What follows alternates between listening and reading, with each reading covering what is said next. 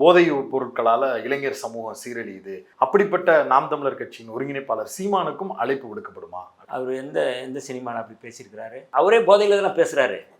ஆடியோக்கள் நீங்கள் பார்த்தீங்கன்னா அவர் எல்லாரையும் திட்டுறது போதையில் தானே திட்டுறாரு. நைட் நீங்கள் வந்து அவருடைய ஆடியோக்கள் பூரா வந்து இரவில் தான் நாங்கள் வருது. அப்படிப்பட்டவரை போய் இதில் வந்து நீங்கள் சொல்லிட்டு இருக்கீங்க. இது வந்து மது ஒழிப்புக்கான இதுங்க. நீங்கள் தப்பாக வந்து மது குடிப்பவர்களுக்கான இதுன்னு சொல்லிட்டீங்களா? அவரும் ஒழிக்கிறார், குடிச்சு ஒழிக்கிறார். அப்போ வந்து அது சரி. அதுக்கு தனியாக அவங்க வந்து ஏதாவது ஒரு மாநாடு பண்ணால் நல்லது. இப்போ நாம் தமிழர் கட்சிக்கு அழைப்பு இல்லை, மது ஒழிப்புக்கு வர்றவங்க மட்டும் வரணும்னு சொல்லியிருக்கிறோம். மது குடிப்பவர்கள் வந்து இங்கே வந்து எங்கள் தலைவரே அறைகோள் வந்து கட்சியில் இருக்கிற தோழர்கள், முன்னணி தோழர்கள் யாருமே வந்து மது குடிக்கூடாதுன்னு சொல்லியிருக்கிறாங்க. இது வந்து இப்போ சொல்லலை, கட்சியை தொடங்கும் போதே சொன்னது. நாங்களாம் வந்து இப்போ வர நாங்கள் மதுவை தொட்டதில்லை. அது ஒரு முதன்மை ஒழுங்கு. மது ஒழிக்கக்கூடிய ஒரு பிரச்சாரத்தை எடுக்கும்போதே மது குடிக்காதவர்களும் மது பழக்கம் இல்லாதவர்களும் அதில் இருக்கணும் அப்படிங்கிறத நாங்கள் விரும்புகிறோம்.